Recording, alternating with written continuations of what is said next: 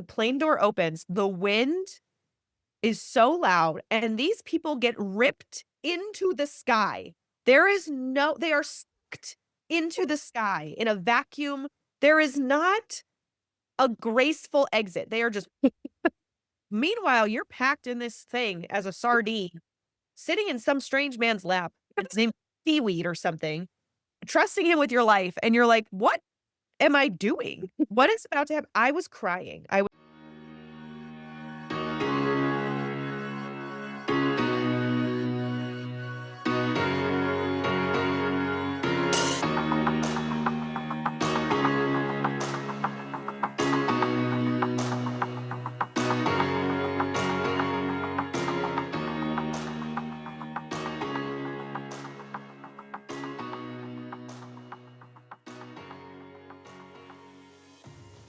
Emily Feret, welcome to Quick Before You Forget.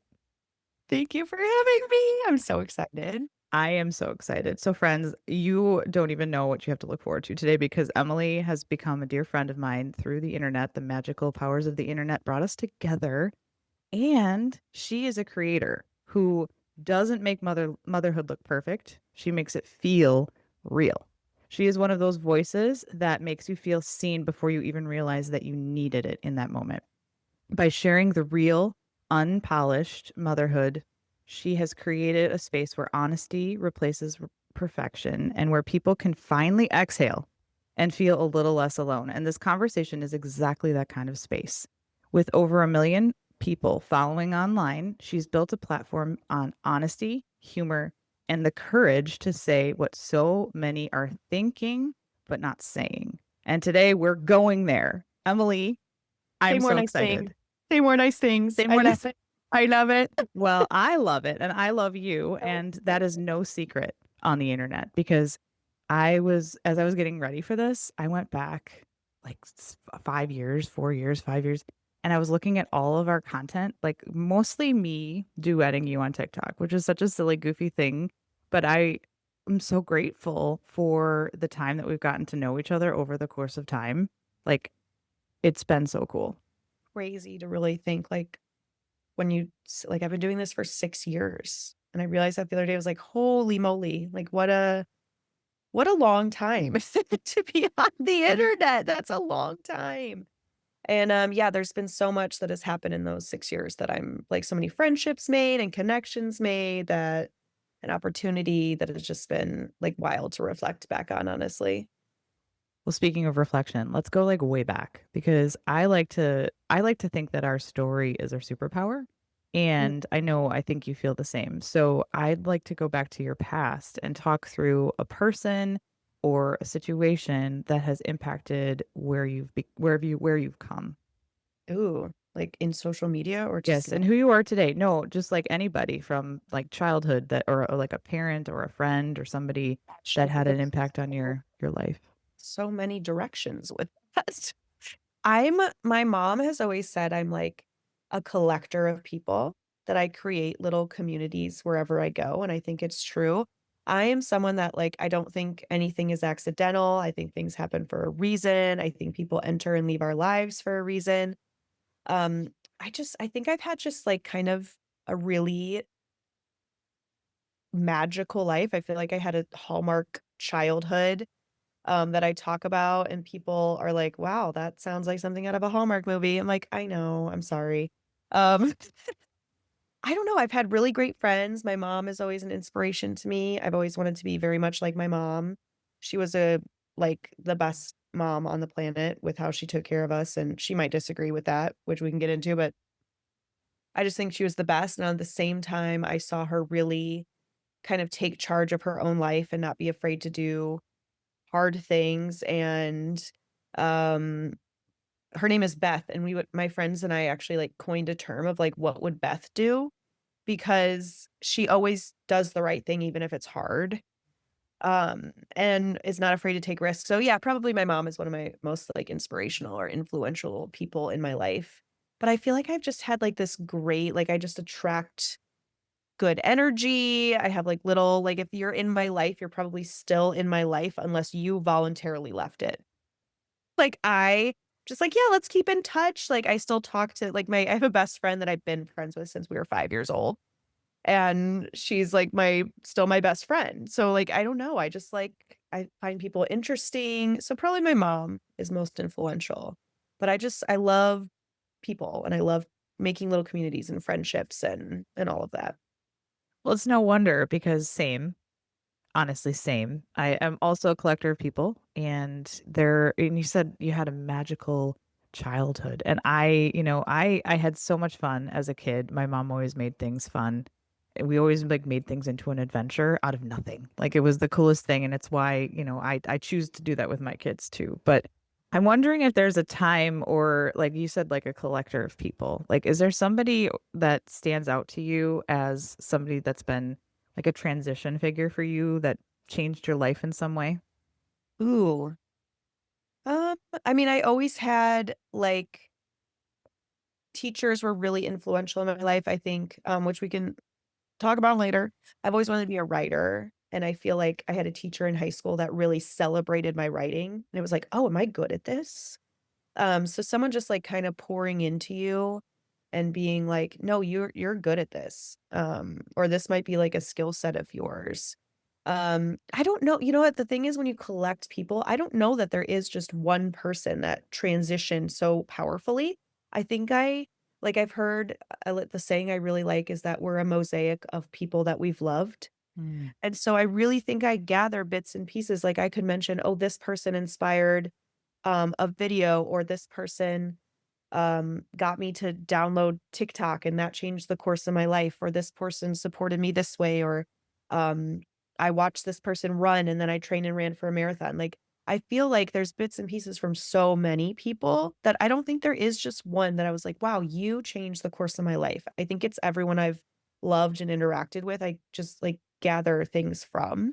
And so I'd probably be influenced in life changing things from a lot of different people, honestly. Well, that's beautiful. That mosaic analogy is really cool, honestly, and it's so what I love most about it is that it's different people. Like it's there's you have developed this community of people on the internet who are from like every walk of life. Like there's like people from, all shapes, colors, and sizes, and we all love Emily, who is a writer. You said you always wanted to be a writer. You are a writer. And like that is something that I had struggled with for a really long time. So I want to correct you because Oh, yes, I do that. Right. right, you are a writer. And in my kind of research and prep for our time together today, I went back and looked at some of my duets as I mentioned, and there are so many good like poems that people don't even know what they've missed. Like they need to go back and like watch your content from like 2020, 2021, 2022. Maybe you hate me for that. What Sorry. a time. It was a time, but It it was was. a time that got us through some things. And I was just feeling really grateful this morning because I was realizing that, back then I didn't really like TikTok or know of TikTok really. And I downloaded TikTok, and the first three people I followed on TikTok were you, Meredith Steele, and Kevin Lawson.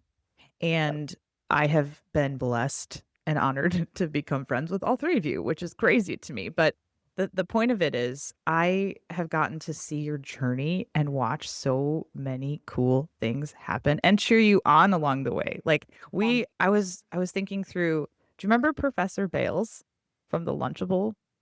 Because you had a viral video back in like Oh, 2022. We had yes. this guy, Professor Bales, and he was Yes. taking after you, and I don't even really remember what his point was. Um, but the way that the your community just like rallied Oh, yeah. was Yeah. so good. 100%. And he taught us something. I mean, do you remember that story? Yes.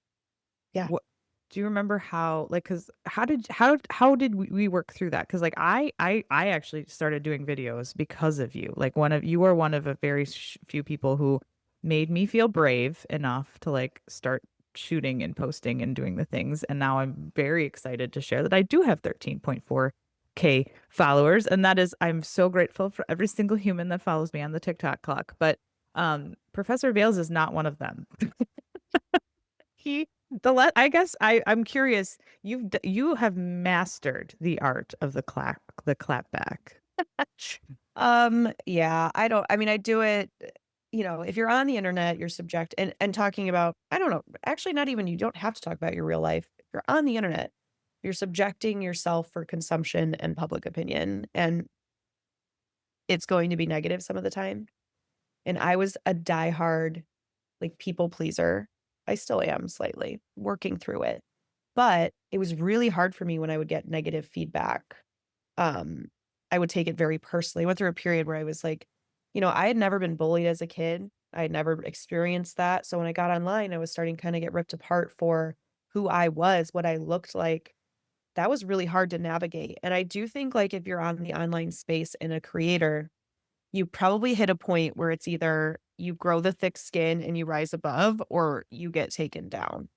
And so I do feel like I kinda got taken down for a minute, but then I processed through and worked through it, and it's actually been so beneficial for me, like, in my life Yeah. to not genuinely not care what other people think of me for the most part. How did you get there, though? Like, I think that that's something that, like, we all struggle with it at some level. So how did you Oh, work yeah. through? I think what helped me was when I started trying to change for those people, and they still hated me anyway. So when I would take their feedback, which was just being mean, I would like, "Oh, well, maybe there's some validity in that. Maybe I'm coming off a certain way, or maybe I'm doing something." And it's I'm like, "Well, maybe I'll tweak it." Well, then they just found something else to not like. And I just realized if someone's determined not to like you, there's nothing you can do to make them like you. Yeah. And so that was kind of freeing of like, I can't win over these people. And what am I really even like benefiting if I do? I started looking at my real life circles. Can you hold on? Can you hear the cat scratching at the door? No. Okay, perfect. No. Jump back in. So I started looking at my real life circle. So people I interacted with, my friends, my family, are any of these people saying these things about me? Are they having these same criticisms? People I love and I would trust to come to me being like, "Hey, you're kind of coming across this way," or "This behavior is not cool." No one was. So I was like, you know what? That's just someone's perception of me, or they're going through something that has nothing to do with me, which is most often the case. Mhm. And the more I just kept telling myself that, it just kind of released. I know it's so much easier said than done, and sometimes it still does get to me, so I don't wanna act like it's perfect now and I don't care, but I care so much less. I care so much less, and I think it was just time and really, like, letting go of the need to be liked, which is a big thing, Huge. and knowing myself really well and knowing that I'm not those things that those people are saying. So that helped. But it is easier said than done, and there definitely is times that it still triggers me or gets to me. So Well, it's an ongoing thing. I'm fresh off of a Mel Robbins event, right? So I Yes. am very much in that let them mindset and Mhm. to let you know yourself. So you said you've gotten to know yourself. What's the most interesting thing that, if you look back to 22-year-old Emily, what do you think she'd be most surprised about that you've learned about yourself in the last few years? Mm. Um, hmm. That I have the ability to be pretty mentally more driven than I thought. Mm. That I can do some pretty crazy hard things if I set my mind to it. Talk So, talk to us about some of the crazy hard things you've done, because 'cause I you've mean, done some crazy hard I things. I think running the marathon was the most life-changing thing and really solidified. Um, it did a lot of things for me, um, mentally, and it was really beneficial. I mean, do you want me to get way into that? Sure. I mean, Okay. I also wanna hear about you jumping out of an airplane, but we'll Okay, get so there. let me get into where that all stemmed from because I think maybe I was talking to some people about this. They're like, "Why aren't you talking about this?" I'm like, "Okay." So I have something called a deathbed list. It's different than a bucket list. A bucket list, I feel like, are full of all these big I have those too. A big adventure of things you might wanna see or do or whatever, travel, whatever your bucket list is. But I wanted to form something called a deathbed list, which is I take from the bucket list maybe, but what are things that at the end of my life on my deathbed, I would truly really regret not even attempting in my lifetime. So to me, that's different than like, I want to go to Australia. Right. That's a bucket list. But if Mhm. at the end of my life I'm about to die, do I really care if I didn't go to Australia? No, it's not end of the world. So what were things that I really felt like, wow, I should have done it. Like I have regret, right? So there were 4 things on that list. It was have children, jump out of a plane, run a marathon, and write a book. So these were things that like for whatever reason, and mind you, I don't know why, I especially the marathon one because I'm not a runner, right? But it was just something in my head when I was 17 and I started lightly taking up jogging. I think I probably wanted at the time, I was like, I want to be skinny so this guy will like me. Like the reasons weren't good. Right. But in my mind, I was like, oh, I want to run a marathon one day. It was just always in my brain of something that seemed very impossible because. So anyway, so that was the bucket list item. So it was, obviously I had children at that point. Check. I had tried, succeeded, all good, had the kids. So then, honestly, being online helped have the confidence to try some of these other things. Um, it almost like held me accountable in a way. It had people, if you say you're going to do something and people are like, oh, that's great. And you're like, oh, I should do it.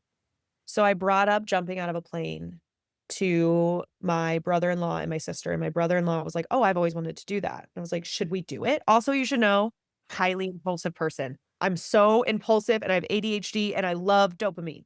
So I'm highly impulsive. So when he said that, I was like, "Should we do it right now? I'm signing us up." And he was like, Go. "Yeah, are you free in October?" And he's like, "Okay, done."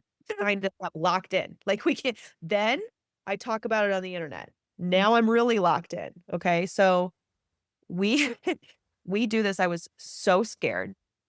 It was such a scary feeling. You're climbing up. And when I envisioned skydiving, I see the videos that people post on the internet and they're falling gently into the sky and there's music and they're like, and like, I've done it, and everyone's like, "I'm flying." I'm like, "Wow, that's amazing." We get up in the plane, they're like, "We're gonna let these people out at 10,000 feet," or whatever it was. And I was like, "Okay." The plane door opens, the wind is so loud, and these people get ripped into the sky.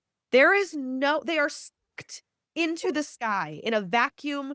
There is not a graceful exit. They are just meanwhile, you're packed in this thing as a sardine sitting in some strange man's lap, and his name Seaweed or something, trusting him with your life, and you're like, "What am I doing? What is about to happen?" I was crying. I was because then we're at 10,000 feet, we have to go up higher, and I'm Mm. just like, "We are already in the clouds, sir, and these people are getting ripped into the sky." And, my mom was in the plane and my kids were on the ground. She was able to ride, like, next to the pilot, and my kids were on the ground with my sister. And I remember even tell it was such a wild thing because as a mom, there's something like I don't know if it's society or whatever, but it's like you don't do dangerous things once you're a mom. Like Right. you should not be doing that because you have children now. Even though I looked up the statistics, very low for deaths in skydiving. You're more likely to die in a car accident. But I remember having this thought of my sisters with my kids, and I was like, "Oh, I should have told her that if she sees me plummeting to take them inside so they don't see me die." Like, the thoughts are wild, but you're just there, you're, like, always on them, so, clearly I didn't die. But I remember Yay. yeah, crying, we're going to the edge, and you just go. And it took me a minute to remember to breathe and settle myself, and you don't feel like you're falling. You're just, like, floating. There's no of that, that roller coaster feeling your stomach slipping. It's none of that. You don't feel like you're falling. You do feel like you're flying. You're just in the air, and then it was, like, lovely. Like, I'm sucking in air trying to breathe, but you just feel like you could do anything. I don't know how else to explain it. Then you whoosh up and the parachute opens and you float to the ground and you're just like, "Holy crap, I lived through that." I now would advise you not to make life-changing videos or life-changing decisions after you skydive.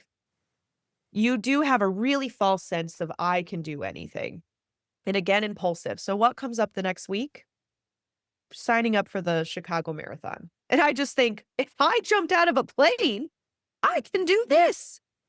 and I doubled down. I signed up with a charity to get guaranteed entry, so not only did I get in, I have to raise money now, and I told the internet about it. I had not ran more than a 5K at that point, and I had not ran in years. Yeah. So, that was though,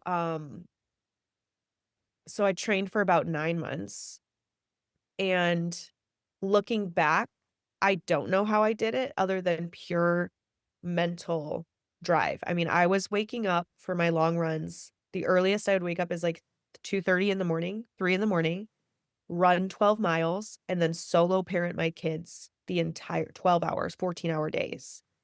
Um, I did it through sickness, I did it through rain, cold, like anything. But I just was like, this is something I think it's maybe imposter syndrome or maybe just not like acknowledging my own work or whatever. But so much, I think, especially in the online world, I felt like was luck. Like I didn't earn it. I fell into it. And yeah, maybe I worked hard and maybe I have videos, but you could probably say for anyone successful online, a lot of it was luck. You met the right person, the video went viral. It didn't really have to do with you. So I thought, not that I don't deserve it, but why me?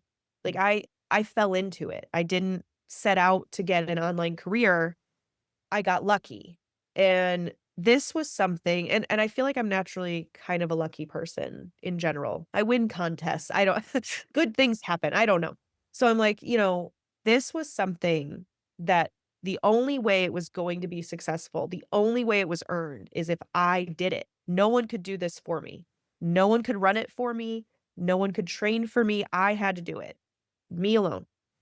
So, I got injured right before the end with shin splints bad enough that they wanted me to take, like, 4 weeks off, and I had this moment of, like, "This isn't supposed to happen." Like, I believe in manifesting and all these things, and I was like, "I saw myself cross that finish line. Like, I am supposed to cross that finish line right now. So this doesn't feel right. This can't be." And I just remember realizing it then how badly I wanted it Mhm. and how much it meant to me. And I was like, "I don't care if I break my leg, like, I'm running this thing." Like, so they cleared me, but whatever. So just showing up that day, I can't describe the energy. I don't know if like anyone listening or you is like religious, spiritual. I consider myself kind of spiritual.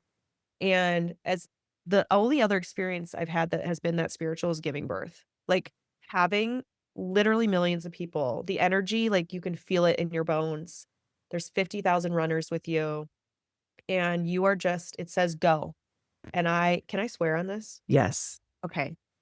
There was a man in Costco, which is, by the way, not my demographic of viewer. I am typically people who watch me are like 25 to 45, typically stay-at-home moms, mothers. This man stopped me in Costco and goes, "I've been watching you on Instagram. I've been following your running journey." And I was like, "Oh my gosh, like that's amazing." He's like, "I've ran several of these. All the best advice I can give you is don't fucking stop." And I was like, "Okay." Like, he's like, "You're gonna do great, like, I can't wait to watch." I was like, "Thank you so much," and then poof, he was gone. So I remember writing I put, like, temporary tattoos on me, and I had my kids write in Sharpie, like, "Go mom," and all these things, and I wrote on there, like, "Don't fucking stop." And I didn't. I mean, I ran it, it took me 7 hours, and I was so sick for a lot of it, but there was one point where my husband was on, like, the sidelines, and I was supposed to meet him because my feet like, something had shifted, and I was like, blisters are like, my feet are getting ripped up, and I was like, "I need to stop and retape my feet," or whatever, and I somehow missed him where he was at the checkpoint, like, I kept going, and I was like, "I missed you, oh my gosh," whatever, and also just shout out to Greg because I know you asked me earlier, like, who's helped you on your journey or inspired or something, but, like, he definitely like, there's no way I could have done that marathon or a lot of what I do, like, without him helping in the background, like, it'd be 10 times harder, so, very thankful he was there that day, but even though I did miss him and I didn't get to retape my feet. I just know, like, if and thank goodness because if I would have stopped there's no way I would have gotten back up again. There's no way. I know that for a fact. So I think I was meant to miss him. We say like everything happens for a reason. Then my feet started to feel better. Um, right around then though, the tape shifted back and it was okay. And I didn't stop. And I fully believe if I had stopped and sat down, I would have been done. Like, it was just anytime I felt like, "I don't know if I can do this," someone would cheer my name in the crowd. It wouldn't even be for me, because remember, there's 50,000 people running. But someone would shout, "Go Emily," or there was a sign that said, "Go Emily," or my daughter's name, or someone would give me a Jolly Rancher. Literally at all the times I was like, "I can't do this," or the wind would gust behind me. And it was just like, "Okay, like, I'm gonna do it." And I got to the very end, mile 26, and I knew my sister was waiting for me. And there's a video of this somewhere, but I mean, I just like I know anyone can probably think, like, that doesn't run, that and even if you do run, that, like, 26 miles, like, it's not natural. Like, it's not even natural for your body to train for it. It's so intense.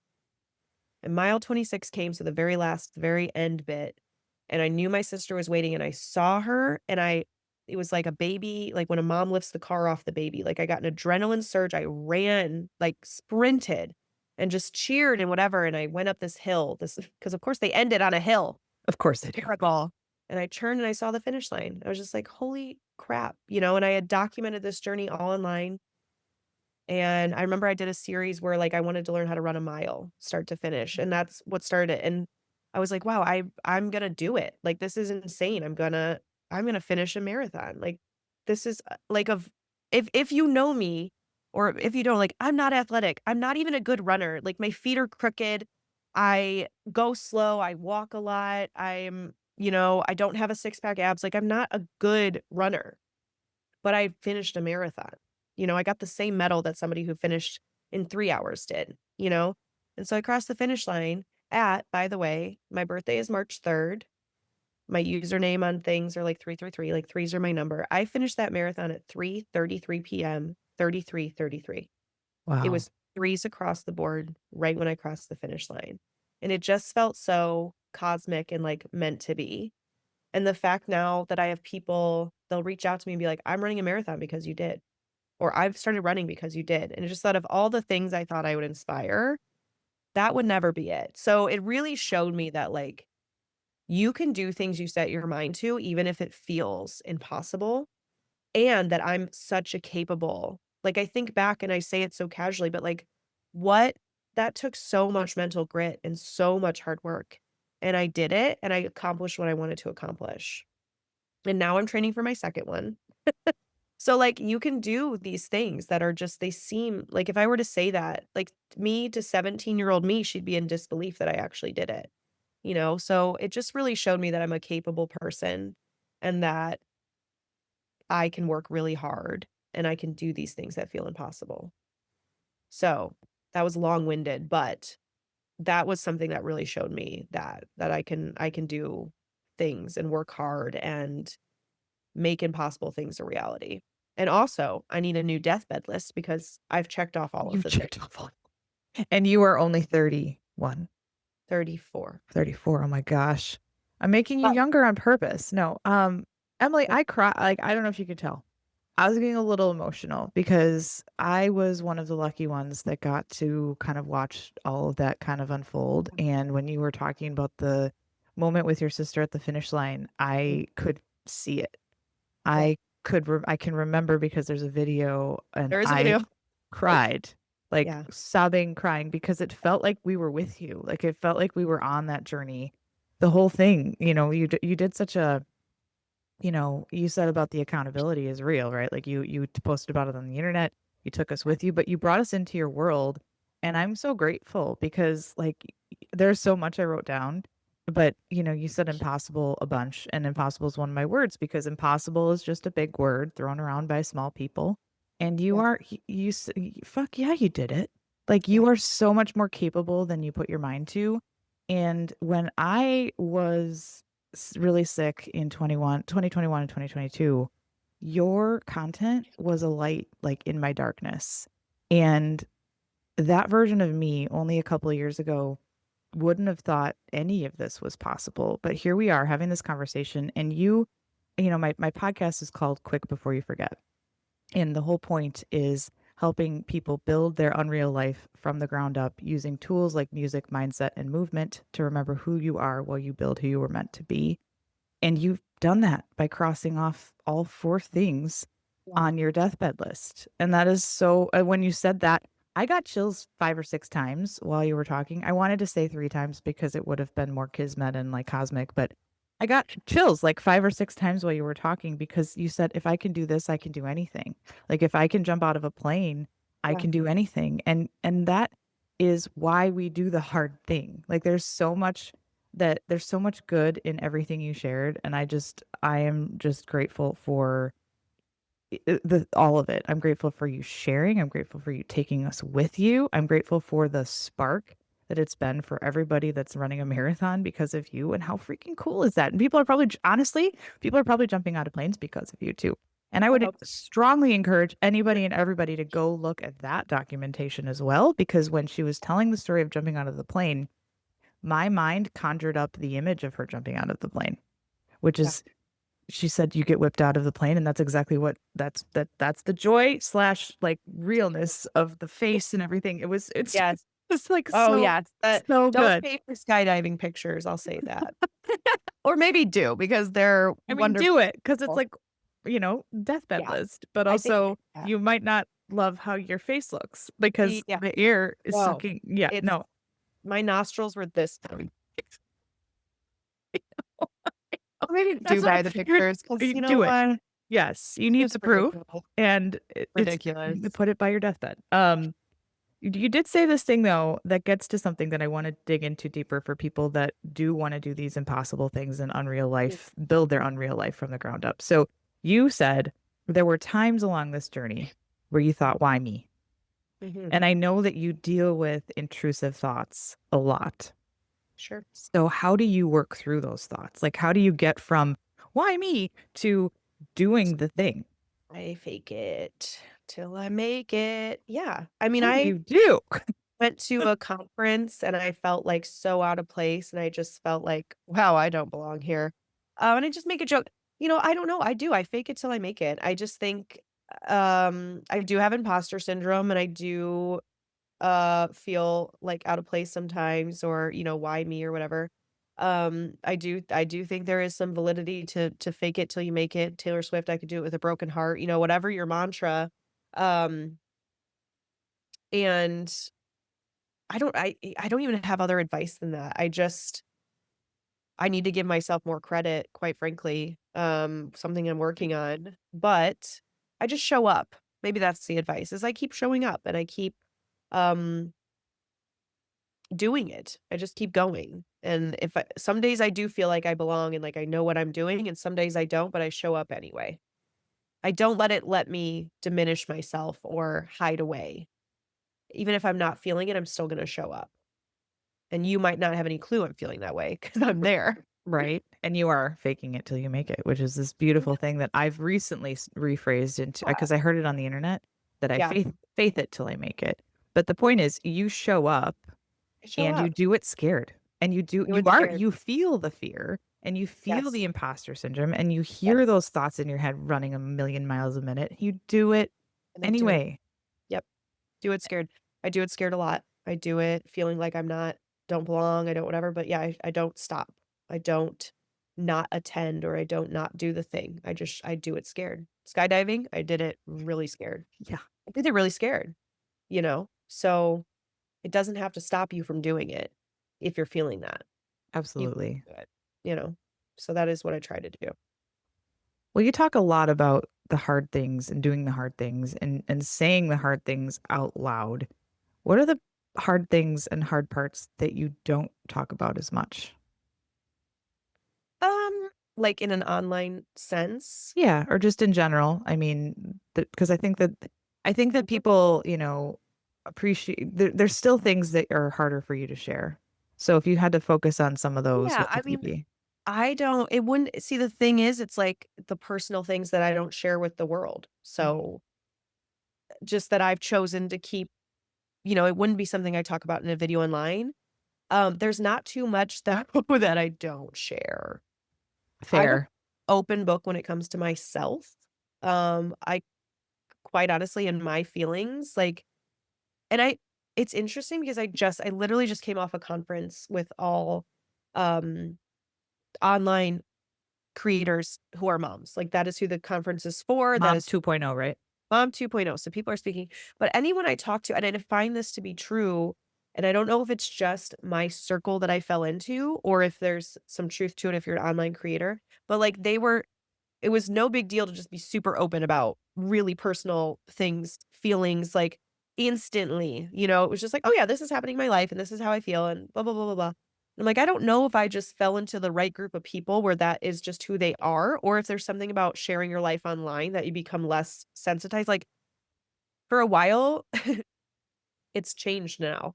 But when you Googled my name and I made a video about this, the image that they chose to represent me was me in my underwear in a mirror selfie in my period granny panty underwear. And when I saw it, I was like, that's so hilarious. Like, what a funny, like, of course, that's what they chose.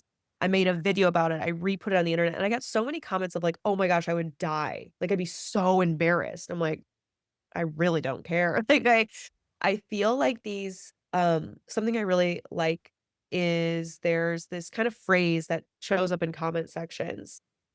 It'll be someone talking about experience they've had, and someone says, "Wow, I've never had an original experience in my life."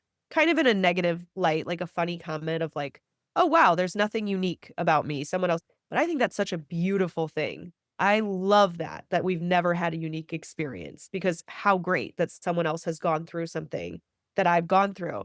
And I think when you can talk about shameful topics, vulnerable topics with a approachable lens. Mm. Maybe it's making light fun of it. Maybe it's just saying, "Hey, this is happening in my life and I'm okay with it. I'm okay to talk about it. I don't feel bad about myself about it." It kind of gives other people like the sigh of relief to go, "Oh, okay. Like I'm not a terrible person for feeling this." Or I was talking to a woman at dinner and she had brought up, she's like, "Oh, I've been married a million times." Like, and she was talking about her life. She's like, "So I'm on husband number 4." And I was like, "Oh my gosh, go for 7." She's like, "Yes, I Elizabeth Taylor." But it was like such a like humorous, like, oh, like I didn't think anything of it. I was like, oh, why is she getting married 4 times? Or like maybe that's like a shameful thing in society or something. I think if you can talk about things that are hard or vulnerable or maybe that society says you should feel shame for, and approach it like, "Yeah, that's me, and I'm okay with it." People go, "Oh, is it okay? Like, wait, is this just being a human and we're going through life? Okay." So there's honestly, unless it's something personal involving other people in my family, like, I would never go and share something at this point personal about something my children are going through online. Right. So I have boundaries with what I share. There's nothing though that I have felt like, "Oh, I shouldn't talk about that." Like, I'm of the approach of like, "Let's talk about it, and let's talk about it in an approachable way." So when it involves other people's private matters, I won't talk about it. I have boundaries. But for myself and my feelings and stuff, honestly, there's not too much I don't express. Well, people connect through honesty and Yeah. authenticity, and that's something that's been a theme for your content for years is Thanks. just showing up as your real, honest self Yes. and not, life without the filter, right? Mhm. That is the thing. So talk us through the life without the filter. Talk us through those normalizing normal videos that are Mhm. everybody's favorite and how you kind of came to that as one of your series. Yeah, I mean, again, it's everything's so like, it just happened one day, but I joined TikTok in 2020 during the pandemic. I was pregnant and had a toddler, and I took lockdown very seriously. I was someone that did not leave their house. I did not go to the grocery store. I was pregnant. There was so much unknowns that I was like, "I'm not doing anything to put myself in any kind of position where I might be separated from my baby or whatever," So I was very locked down. And I loved TikTok. It was an escape, but it was also at that time heavily, unrealistic, which I mean, it still is, but just I was seeing these perfect lives of moms and doing all of these things and, doing all these activities with their kids, and their houses were immaculate, and I was just like, "Wow, mine doesn't look like that. My motherhood journey is not like that." And I started to feel bad about myself, like, "Well, I'm pretty bad at my job. I thought I was good at my job. I'm failing here. All these people seem to have it together." So, I kind of just picked up the phone one day, and I think it started as kinda like I'm a hot mess mom showing my house, and whatever happened where the words fell out of my mouth, that little intro that I do of at the start of every video, and almost like an MTV style cribs, walked around my house and showed the real of it, how messy it was, and how there were bottles everywhere that I was hunting. I mean, anything you could think of, just like my kids had 3 bags of chips for breakfast. Like, here's my life, what I'm living, and making it fun and making it silly and making it like, "Isn't this great? Like, this is my life." And people really resonated with it. I mean, it blew up. That was my first, like, viral moment, and I thought, "Huh." And then just the more I've shared, like I said, I've taken these little side quests of, like, running a marathon and, jumping out of a plane, and here I'm doing this, but the core of it has always been showing my unfiltered life and showing that I'm still a great person. You watch this and you really like me and you like my personality and what I do, guess what? My house is messy 99% of the time. There is hardly ever a time my house is clean and put together and aesthetic. It's just not who I am. And that's okay. It doesn't make me a bad person. So I feel like women, especially and moms, carry this guilt of like, that makes me put together. That is what's gonna make me successful, and this is how it's supposed to be for me to be considered a good wife, a good mom, a good human. If my house is not clean, I'm lazy, and when I have this downtime, I need to be cleaning to get it to that state because that's what makes me better and more successful, and I'm just here to remind you it has literally no bearing on who you are or your work ethic or anything. Like I said, if I list all these accomplishments, like I was on the Drew Barrymore show. I'm publishing a book. I'm speaking at these conferences. I've ran a marathon. I've jumped out of a plane. You would be like, whoa, that sounds like an impressive person in my eyes, Yeah. humble, whatever. Like, wow, that's amazing. Guess what? My house is a mess. My kids had 3 marshmallows for breakfast today. Just marshmallows. Nothing nutritious. Okay. Did I brush their teeth this morning? No, I did not. I forgot. I just remember now that I forgot.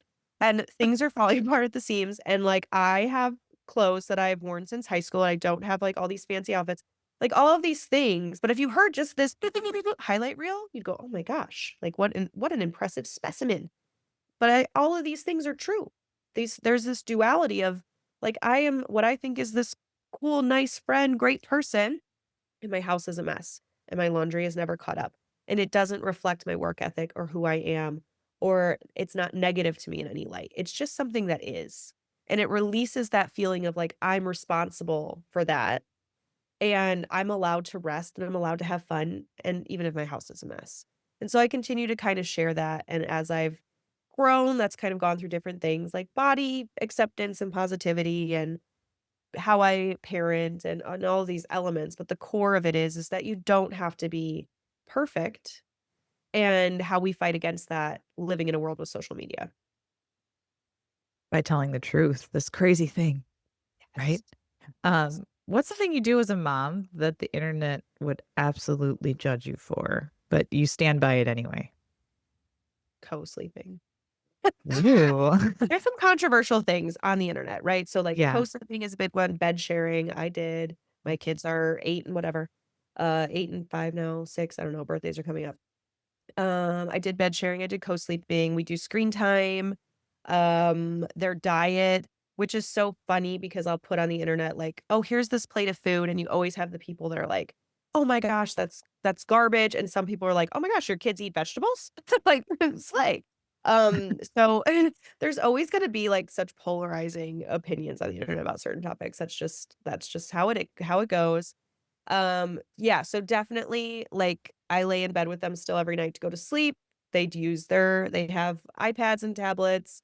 They're on screens. They eat sugar. I don't know, those are, like, the controversial. I don't know that there's anything major, but, like, someone on the internet of everything I just listed would be like, "Ah," freak out, like, "That's not okay," and other people would be like, "That's me too." Right. So there's, the world, it takes motherhood, I think, is, like, kind of like, math. There's a lot of different ways to get to the same equation. I think we're all just trying to raise like, happy people in society that are good contributors to society, good people. Some people get there by eating all organic, and some people get there by eating marshmallows for breakfast, and it just takes all types of people to make up the world, and it's okay. It is okay. We all have the same goal. So, um, I mean, so I guess that's the most, like, controversial thing I could think of just because I know those are controversial Yeah. online things. Well, if I mean, we love those kids. The internet loves those kids, and you've done a very intentional job of kind of taking them away and having them not be part of Correct. your content. Can you talk me through that decision and why that's so important to you? Um So when they were little, they were on, um, the internet more when they were babies and, like, 2. Mhm. Mainly because how how do I avoid it? I had a baby on my boob all the time. I had a 2-year-old up, on my butt. So, and they were also, I feel like the problems they were going through or things I was venting about is could apply to every child on the planet. Every child, throws a tantrum. Every child's not sleeping through the night. It was kind of like universal things, yeah? Yeah. And, then, uh when my eldest turned 4, and mind you, like, I, grew kinda slow, I had a big spike, so it was, like, kinda this slow growth and whatever. But we But then celebrated every big spike, by the way. Like, 100%, I need to tell you, like, I was thinking about that and 100%. how we celebrated, like, 50K and then Yeah. 100K and then So 250, and it was this yes, whole build up it and was exciting. crazy. It was crazy. So, when it's 50K people and you're getting, like, maybe so many views and they're all the same universal problems, it's one thing, but now it's like I have over 2,000,000 across platforms. And my kid, when my eldest was 4 and she entered school, that is when it all shifted. Because I was like, anything I talk about her on the internet, A, problems are now becoming more specific to her, Right. and B, she is going to have friends who have parents who watch me. And so if I go and say, "Oh, she has the cutest little crush on this boy in preschool," like, that might be a normal thing, or, "Oh, she wasn't, but we'll just give an example of, like, she's was having accidents at preschool. What are some tips?" Even if it's like I might get valuable advice, this is now affecting her personal Mm. life that other people can see. And so that was the shift of, like, I don't like that. Also, you start entering, like, stranger danger, and, like, what if someone comes up to her and is like, "I know your mom from the internet," and they don't know. They go, "Oh, you know my mom? You're safe." So that was kind of part of the decision too, that I just kinda started taking them off the internet.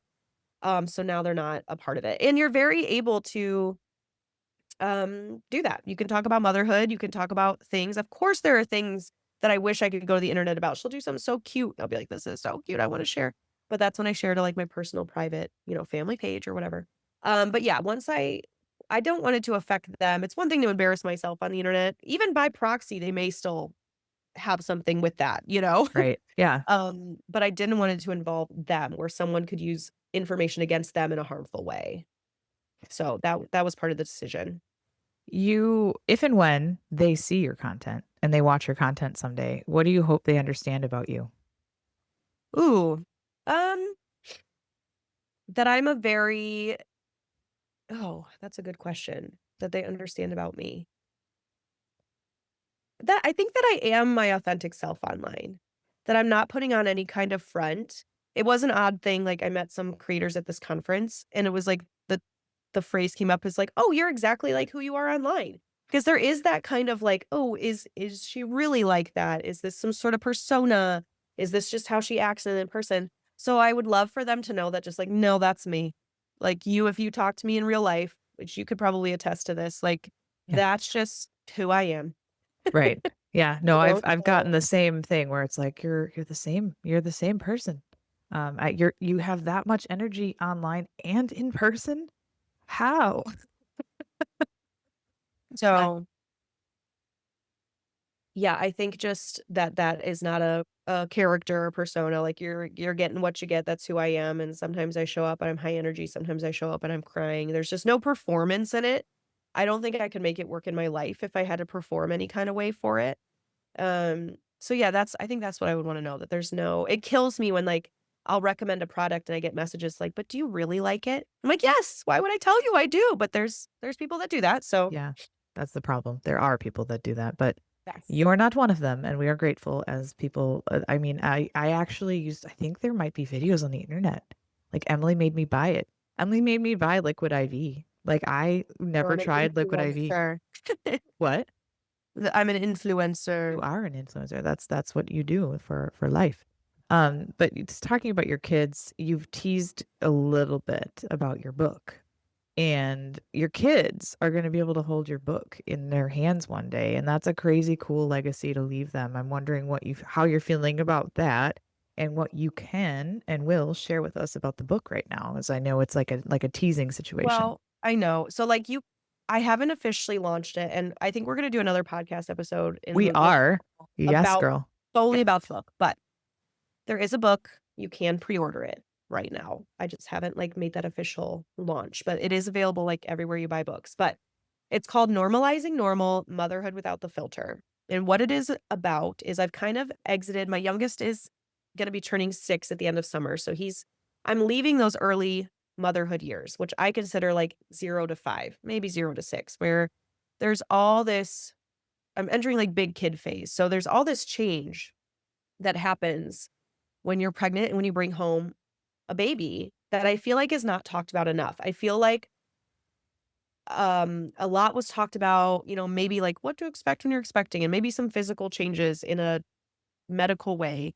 But no one was talking about like how my marriage would change, how my friendships would change, how I would feel like I was losing something, how I lost myself, how I found myself, some body changes and how I wasn't like in love with my body and how that's okay. So it kind of goes into these different topics with some kind of like real life antidotes alongside with um advice I've gotten along the way. So it's not really I always say like I'm an expert in nothing, but I do have Google. That's a phrase I use a lot in the book. And also it's not a how to, but it's a how I did and how you can too. So even if you get just tidbits from each section and it kind of just goes through all these things like how I feed my kids and how that's not picture perfect and how I was okay with my house falling apart and all of these things in kind of a funny and lighthearted way, like how it is in my videos, with also some maybe helpful tips that might be helpful for you and your mindset navigating this. And if nothing else, for something to go like, oh, thank goodness this I someone else said it. Thank goodness someone else did that same thing. One part of the book is literally just my worst mom fails Mm. and all these things that, like, I felt bad about and then, how I learned to navigate and not feel bad about anymore. So, it's just kind of like an open and honest, like, here was my experience. A lot of it was way harder than I ever thought it could be, and we're not supposed to say that because we're supposed to just be so grateful for the experience. But again, like I said earlier, those 2 things can be true at once. I can be so grateful and love my children, love being a mom, and really not like motherhood Mm. sometimes. Yeah. And the permission to feel that and how that's okay, and it doesn't make you a bad mom. So that's my little spiel about the book. 2 things can be true is a Yes. theme of life for me lately. You said you lost you felt like for the people that maybe lost themselves in motherhood, and that made me think of the question that I've been asking most of my guests, which is if I handed you a megaphone and every mama in the world had to listen to you right this minute, what would Mhm. you say? Um, that you are doing enough. If you're trying, you're doing enough. Like, just straight up. Like, if you are trying your best, if you are giving this your best, then that is enough. You are still a good mom. You're a good mom. Just straight up. A bad mom wouldn't care. A bad mom would not question if she was doing enough. So, if you are questioning that, if you are thinking that, if you're feeling guilty, if you're trying, then you are doing enough and you are a good mom. I needed to hear that more than once from you, and you always delivered at the most perfect times, which is why I believe everything you said about the way that I believe God is working for me in so many ways, and including having you here today. So I just have a couple more questions that are more like what a little more quick hitting, and you don't have to answer briefly per se, but just a little less thoughtful, little more gut reaction. So, do you Ready. have you mentioned our girl Taylor Swift, and I can do it with a broken heart. Yes. I we were joking right before we started recording because I wear that hoodie a lot, and I have the white one, and I wear that one a lot, and I have 2 of the white ones. So it looks like I might not do laundry ever, but I actually do. And I I was have like, a I should lot have shown up in that shirt and we would have been matchy matchy. matching. But do you have you mentioned that song. Do you have other songs? Do you have a song specifically that you put on? I'm curious almost like what was on your marathon playlist, but do you have a hype song or song of survival that you could share with us? Ooh, a hype song for survival? Mhm. Let me literally look up my Spotify. Yes. And we're gonna, if you don't mind sharing your like a Lately? a You listen want like with the me. most recent? Yes. The most recent is this song called Click Clack Symphony by Ray. I don't know if that's Nice. Yeah, I it. think And so. it's just this like anthem of like going out with your girls and like the beat is sick and I'm just like, yes, like I'm like, we need a girls' night. I don't even know what's happening, but like let's go. Not like the girls' night would probably be like we're all lounging around and like watching a movie, but it's like, Right. yes, let's get fabulous and go out. Binge That's probably watching my Gilmore Girls. yeah, that's like my latest like hype song. Like the beat just gets me. Of course, like you can do it with A Broken Heart is great too. That's like an anthem of like kind of fake it till you make it. Yep. Swift always gets me. Anything with a beat though. I'm so with music. Like I do not I if you viewed my stuff, it's all over the spectrum. Because I'm just like, if I sometimes I like the lyrics more than the music. Sometimes I like the beat. But that's probably my number one right now that I've been listening to. Well, thank you for sharing with us. I will include that in the show notes for people. And if you want to share any other songs for your Spotify playlist or whatever, let me know because I'd love to include that too. As we've talked about, you have built a community of friends on the internet, and I have been blessed to be part of it. And I know a lot of those friends personally and have become friends with them myself. And one of those friends is named Becky, and she goes by Bex on the internet, but her name is Becky. And she had a question that she I love asked me to ask her. you. We love Becky. So her question is, where did it go? If you could go back to the very first video you ever posted, what would you tell that version of yourself? Oh wow. Buckle up. I mean, truly, this has been such a I know the first video I ever posted, it was like a trendy dancing video with my then toddler, where you like run off screen, I bring her back in and kind of shake her back and forth. And um Becky and you I knew that one too, by the way. We both yeah, remembered, which is that was really cool that we all know exactly my which one. very first one. And just like I think just your life is about to change. Your life is gonna change, and not in like a, "Oh, I'm suddenly this," but you are just gonna the things you will accomplish and learn about yourself, like, you're about to be on a wild ride, so buckle up. Your life's about to change. It's 11:11 right now. Just changed to 11:12. But you told that story at 11:11, which is special to me. That's I know.